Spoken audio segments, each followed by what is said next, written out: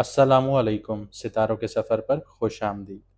आज की वीडियो बहुत ख़ास है क्योंकि हम बात करने जा रहे हैं एक ऐसे छाया ग्रह की यानी कि प्लैनेट की जो कि ना सिर्फ अजीब है बल्कि अक्सर लोग इसको गलत समझते हैं या फिर समझने से कतराते हैं। और वो है केतु। केतु एक ऐसा छाया ग्रह है जो दिखाई तो नहीं देता लेकिन ज़िंदगी की गहराइयों में उतर जाता है। अब केतु एंटर कर रहा है सिंह राशि में यानी कि लियो में। सवाल ये है कि क्या ये आपकी कुंडली में कोई कार्मिक तूफान लेकर आ रहा है या फिर कोई रूहानी दरवाजे खोलने जा रहा है। आज हम समझेंगे कि केतु लियो में होने का मतलब क्या है। हर राशि के बारे में बात करेंगे, हर कुंडली के बारे में बात करेंगे और वीडियो के आखिर में मैं आपको रेमेडीज भी बताऊंगा कि केतु को पॉजिटिव कैसे किया जा सकता है। लेकिन उससे पहले हम जानेंगे कि केतु है क्या चीज़, किन चीज़ों को रूल करता है, कहाँ पर पॉजिटिव है और पॉजिटिव है तो क्या दे रहा है, और नेगेटिव कहाँ पर है, और अगर नेगेटिव है तो नेगेटिविटी में क्या दे रहा है आप लोगों को। आइए जानते हैं। वैदिक एस्ट्रोलॉजी के अकॉर्डिंग इसका जो नाम है वो केतु है। इसको एक कॉमेट भी कहा जा सकता है। यह डिटैचमेंट का ग्रह है। इसका जो एलिमेंट है फायर है, ठीक है। केतु रिप्रेजेंट करता है ट्रांसफॉर्मेशन को, इनर प्योरिफिकेशन को और शार्प परसेप्शन को।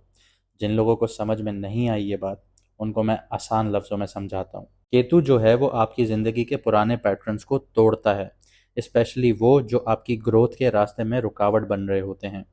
कभी ये बदलाव सडन होते हैं, जैसे जॉब लॉस हो जाएगी, ब्रेकअप्स हो जाएंगे, और इसके अलावा किसी भी चीज़ को लेके या किसी भी रिश्ते को लेके डिससेटिस्फैक्शन शो करेंगे, मुतमईन नहीं होंगे। लेकिन इसका असली मकसद जो होगा वो आपको अपना आप बनाना होगा। मतलब ये कि जो आप दुनिया को मास्क पहन के दिखाते हैं कि मैं ऐसा हूँ, एक दोहरी पर्सनालिटी अपनाते हैं, उससे बिल्कुल अलग आपको अपने आप में तब्दील करना होता है। जैसे राहु की सीरीज में मैंने आपको बताया था कि वो इल्यूजन्स क्रिएट करता है, केतु बिल्कुल उसके बरक्स चलता है और ये आपके अंदर के इल्यूजन्स को ख़त्म करता है। देखिए, बैठे बैठे कभी कभी इंसान बहुत परेशान होता है और वो सोचता है कि मैं कोई ऐसा काम कर लूँ जो बहुत इलीगल भी हो लेकिन पैसा आ जाए, लेकिन फिर अंदर से एक आवाज़ आती है कि नहीं, ऐसा नहीं करना। हाँ, रिलीजियसली अगर हम बात करें तो अल्लाह ताला ने हर किसी के अंदर एक ईमान की शम्मा जलाई होती है। अब वो जो दिया जल रहा है वो हवा के कारण फड़फड़ा रहा है, ठीक है, आग फड़फड़ा रही है। अब आप किसी बुरे काम की तरफ जाते हैं तो वो तेज़ी से फड़फड़ा रही होती है कि बुझ ना जाए। आपको ये ख़तरा होता है कि मेरा ईमान ख़त्म ना हो जाए, तो आप बुरे काम से रुक रहे होते हैं। जिन लोगों का ईमान मजबूत होता है, जो लोग नमाज़ पढ़ रहे होते हैं या अपनी रिलीजियस एक्टिविटीज़ बहुत ज़्यादा फॉलो कर रहे होते हैं, उनमें सब्र का मादा बहुत ज़्यादा होता है। तो ये केतु है जो ये आपके अंदर डेवलप करता है चीज़ें, आपके अंदर के जो इल्यूजन्स हैं उनको ख़त्म करता है ताकि आप अपने असली आप से सामना कर सकें। इसके अलावा केतु जो है वो शार्प परसेप्शन देता है, तेज सोच देता है, तीसरी आंख खोल देता है इंसान की। कई दफ़ा आपने अपने बुजुर्गों को देखा होगा या आप में से कुछ ऐसे लोग होंगे जो ये बैठे बैठे समझ जाते हैं कि अगला जो मेरे साथ बात कर रहा है या कारोबार कर रहा है वो किस नीयत से कर रहा है। उनकी छठी हिस्स एक्टिव हो जाती है, साइकिक सेंस बहुत तेज हो जाती है, डीप इंसाइट होती है, वो बहुत चीज़ों को गहराइयों में सोचते हैं। ये केतु की वजह से होता है। आपको लोगों के इरादे समझ में आ जाते हैं, उनके बिना कहे सिर्फ वो बात कर रहे होते हैं, आप उनके इरादे परख लेते हैं। आपकी छठी हिस्स बहुत ज़्यादा स्ट्रांग हो जाती है। ख्वाब में अक्सर लोगों को ये भी होता है कि वो ऐसी चीज़ें देख लेते हैं जो फ्यूचर में उनके साथ हो रही होती हैं। डेजा वू वाली सिचुएशंस हो जाती हैं। स्पिरिचुअल सिग्नल्स जो होते हैं उनको बहुत ज़्यादा स्ट्रांग मिलते हैं। ये चीज़ें केतु दे रहा होता है। केतु की वैसे तो कोई फिजिकल फॉर्म नहीं है, लेकिन ज्योतिष शास्त्र में या फिर वैदिक एस्ट्रोलॉजी में इसको धड़ कहा जाता है। जैसे राहु जो माइंड कहा जाता है, दिमाग कहा जाता है, मुंह कहा जाता है, इसको धड़ कहा जाता है। शरीर है बिना मुंह के। केतु को जो शर्फ होता है वो स्कॉर्पियो में यानी कि वृश्चिक राशि में या धनु राशि में होता है, और ये जो नीच का होता है ये वृषभ राशि या फिर जेमिनी में भी हो सकता है। लेकिन अगर आपकी कुंडली में ये स्कॉर्पियो में बैठा है तो ये आपको बहुत ज़्यादा रिलीजियस बनाएगा। आपकी थर्ड आई जो है वो एक्टिव होगी, आपकी इंट्यूशन पावर बहुत ज़्यादा स्ट्रांग होगी, ठीक है।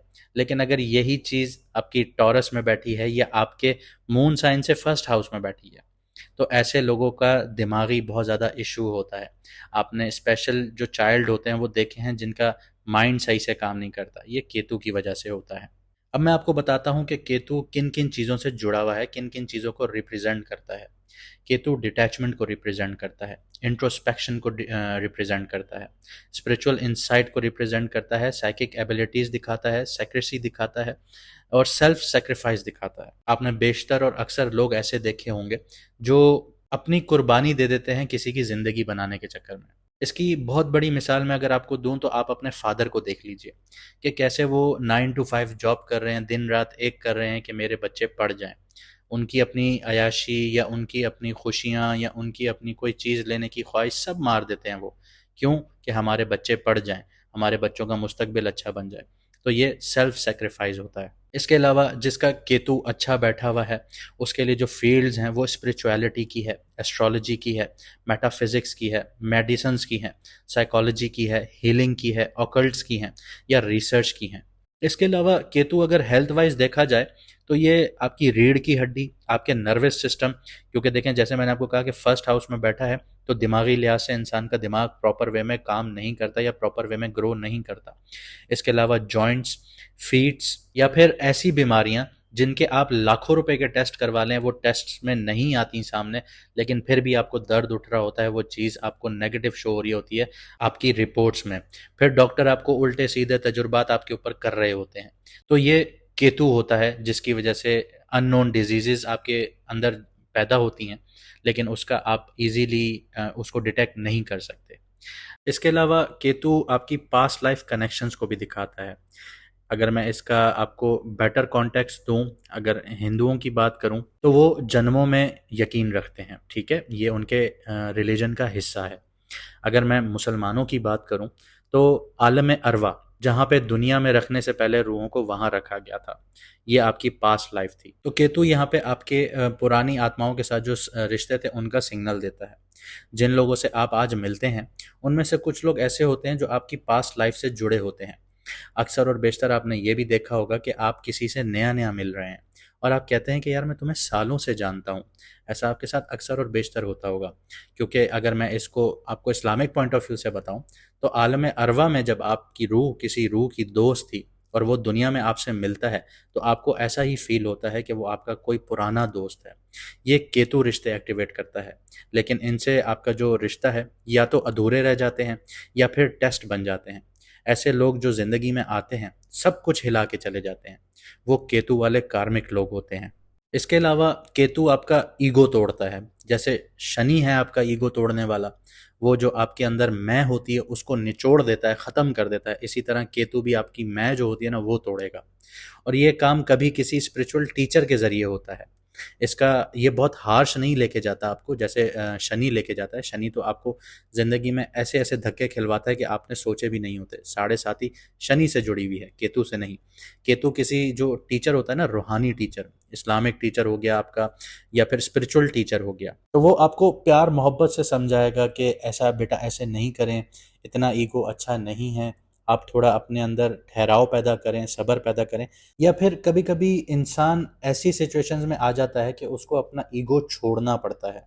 तो इस तरह दो तरीकों से केतु आपका जो ईगो है उसको ख़त्म करता है।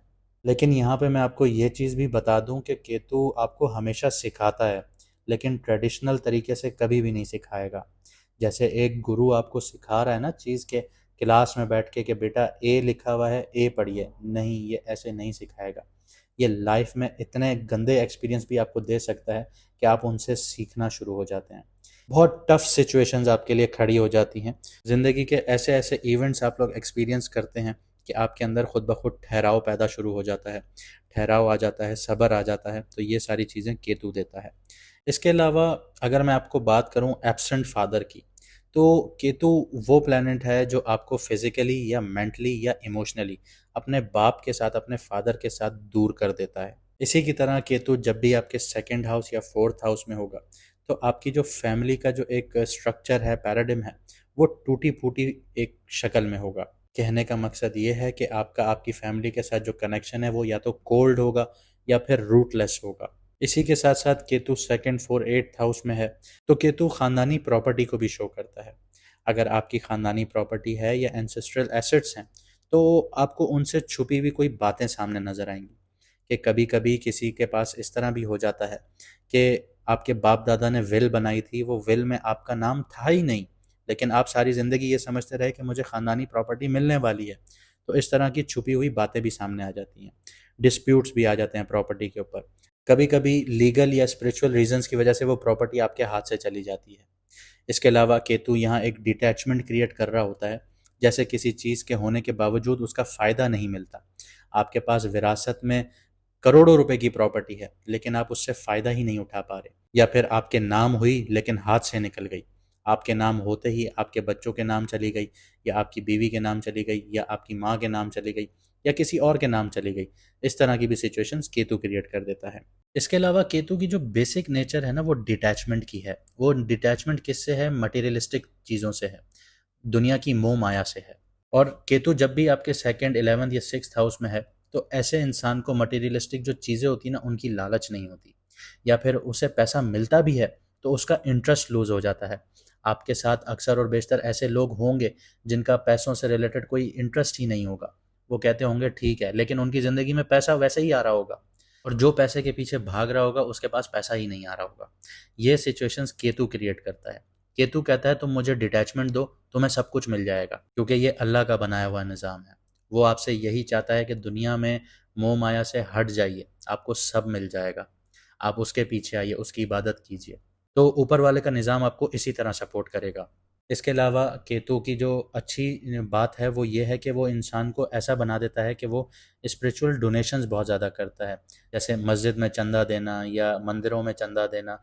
इस तरह जो लोग होते हैं ना, वो उनका केतु बहुत ज़्यादा एक्टिव हुआ हुआ होता है 9, 12 और 4th हाउस में। इसके अलावा जो मैंने बात की कि केतु जो है वो डिटैचमेंट दिखाता है, साथ ही साथ ऐसे लोग जो पैसों से डिटैच हो जाते हैं, इसके बिल्कुल बरक्स में अगर जाऊं, 8th हाउस में चला जाऊं, तो वो ट्रांसफॉर्मेशन का घर है, किसी चीज़ को ख़त्म करने का और शुरू करने का। 8th हाउस है, ठीक है। वहाँ पे अगर केतु है तो ये आपकी आइडेंटिटी को भी ख़त्म कर देगा और एक नया आदमी आपको बना देगा। जैसे आपने ये सुना होगा कि यार ये तो पहले बहुत ऐसा बंदा था, लेकिन अब तो बिल्कुल रिलीजियस हो गया है। तो ये चीज़ें केतु देता है। इसके अलावा और भी बहुत कुछ देता है। अब देखते हैं कि आपकी कुंडली में अगर केतु पॉजिटिव है या एग्जॉल्टेड है या अच्छे घरों में बैठा है, तो आपको क्या एनर्जीज दे रहा है या क्या चीज़ें दे रहा है।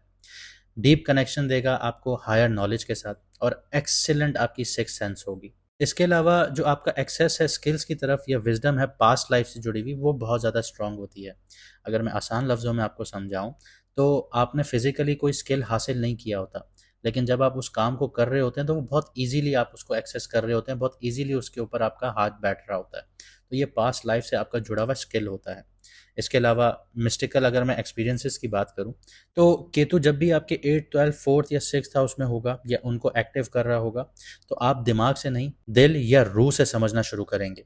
ये तजुर्बे कभी कभी ड्रॉने भी होंगे या कभी कभी डिवाइन भी लगेंगे आप लोगों को। साथ ही स्पिरिचुअल रैम के साथ या बहुत ज़्यादा सटल कनेक्शन महसूस करना शुरू हो जाएंगे आप लोग। अगर मैं आपको एक मिसाल दूं कि कभी कभी सपनों में या फिर आप लोग बैठे हुए होते हैं, आपका माइंड कहीं और चल रहा होता है, तो आप फिजिकली ना अपनी बॉडी से बाहर निकल कर ट्रैवल कर रहे होते हो, जैसे किसी और डायमेंशन में घूम रहे हो, किसी और प्लेस पर घूम रहे हो। तो इस तरह की चीज़ें आपके साथ बहुत ज़्यादा होना शुरू हो जाएंगी।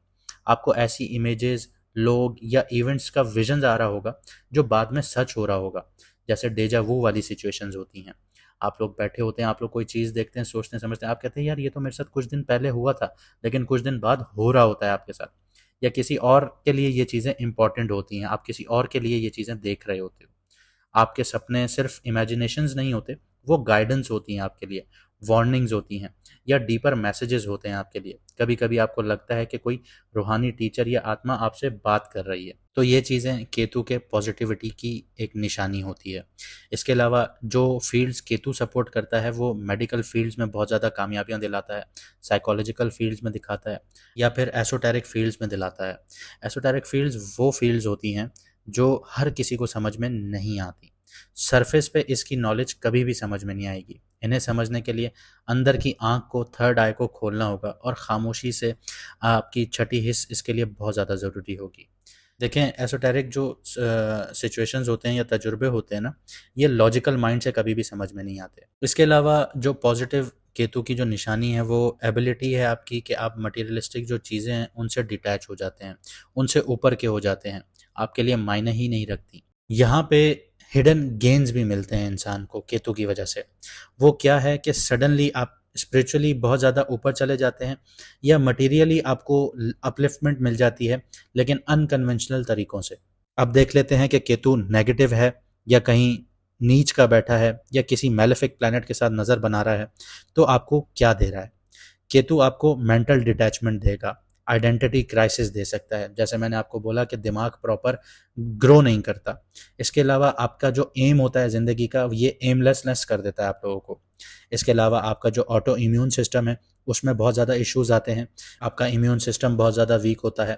इसके अलावा मिस्टीरियस ऐसी बीमारियां आती हैं जो किसी भी रिपोर्ट से सामने नहीं आ रही होती। इसके अलावा जो रिलेशनशिप की मैं अगर बात करूं तो आपका रिलेशनशिप बहुत ज़्यादा ठंडा होता है, डिटैचमेंट होती है, डिस्टेंस होती है, अप्रोच होती है, प्यार नहीं होता। आपका बंदा पार्टनर साथ तो है लेकिन आपको उससे प्यार नहीं हो रहा। फैमिली में रिफ्ट्स देखी जाती हैं। इसके अलावा स्केपिज्म का शिकार होता है ऐसा इंसान, हर चीज़ से भागने की कोशिश करता है, कोई भी अपनी जो जिम्मेदारी होती है उसको नहीं उठाता। अकेले रहने का रुझान बहुत ज़्यादा पाया जाता है ऐसे इंसान में। वो सबसे अलग रहना चाहता है और अपनी जो रियलिटी है ज़िंदगी की उससे भागता है। इसके अलावा पैरानोया का शिकार होता है, बहुत ज़्यादा डरता है, बहुत जिन भूत चुड़ैल इन चीज़ों से बहुत ज़्यादा डर रहा होता है।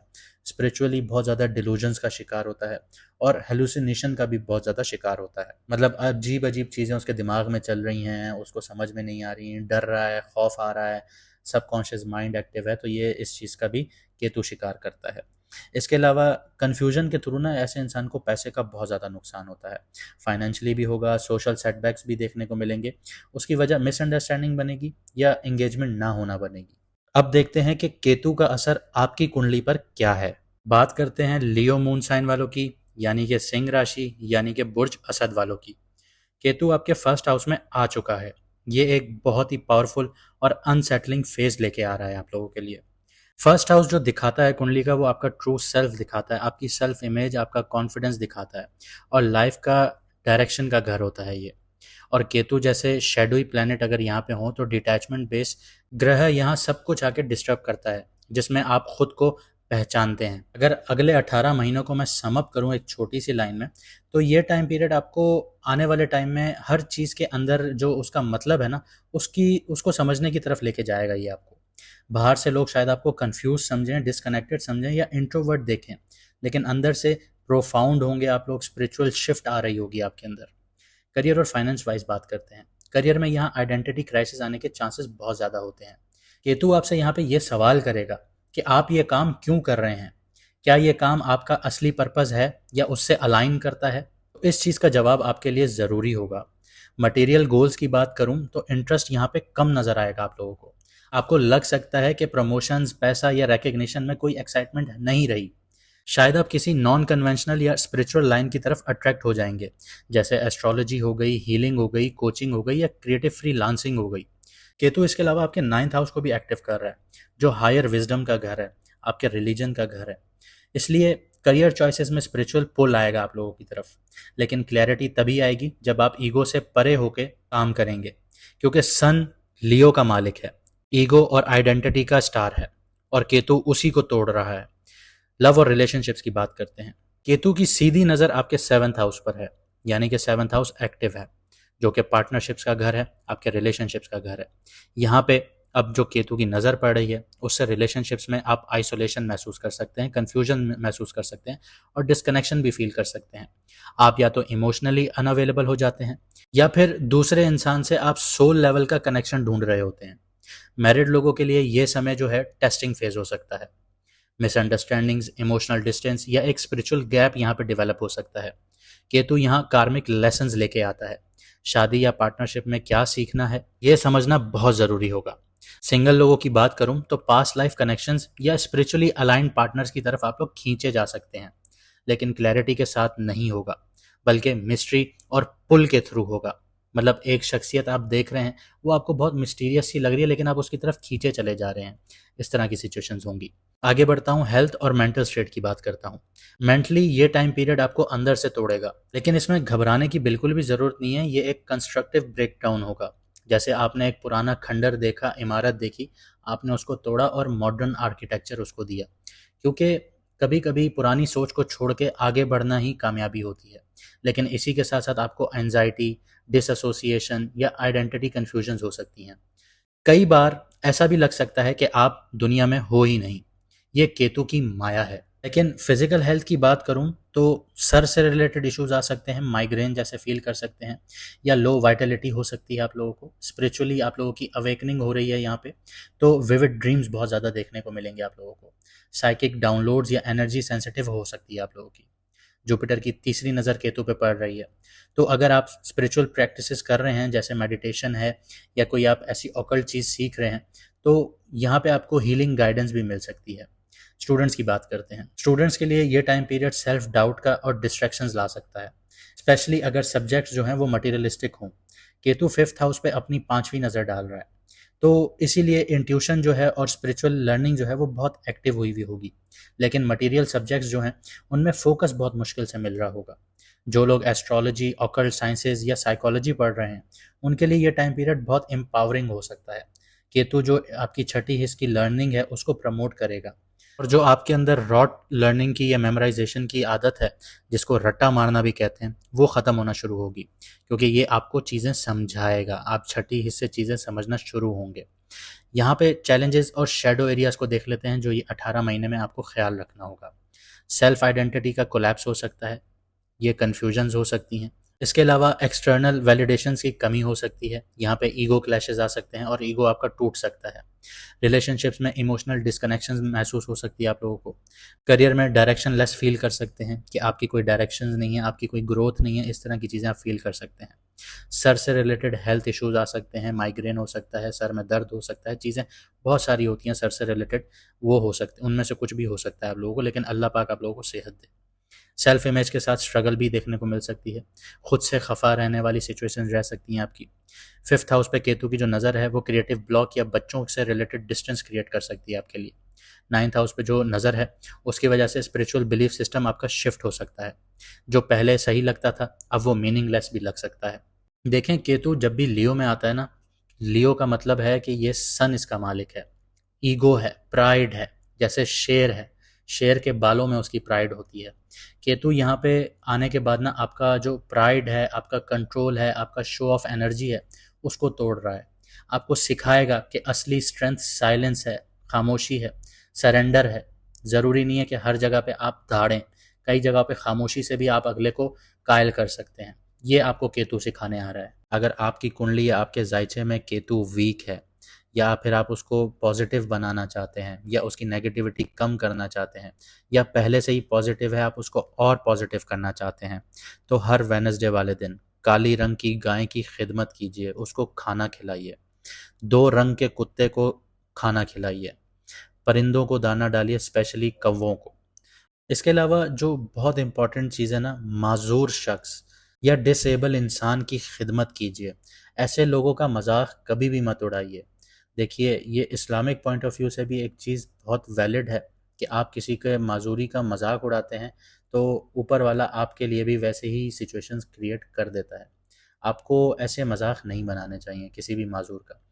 वैसे अगर मैं वैदिक एस्ट्रोलॉजी की बात करूं तो केतु फेसलेस है, उसकी शक्ल नहीं है।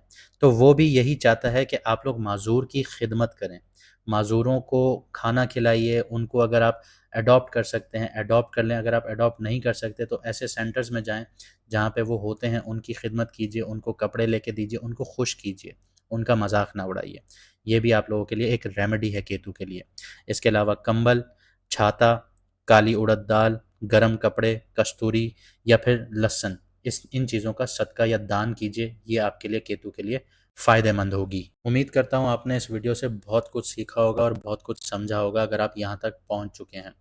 मानता हूँ ये वीडियो बहुत ज़्यादा लंबी हुई, लेकिन इसका मकसद सिर्फ इतना था कि आप समझ भी सकें और आपके साथ जो आने वाले हालात हैं कैसे बनेंगे उनको समझ सकें और आप सही कदम उठा सकें। इसके अलावा रेमेडीज़ कीजिए, अपने केतु को बेहतर बनाइए। मुझे दीजिए इजाज़त, मिलते हैं अगली वीडियो में सितारों के सफ़र पर।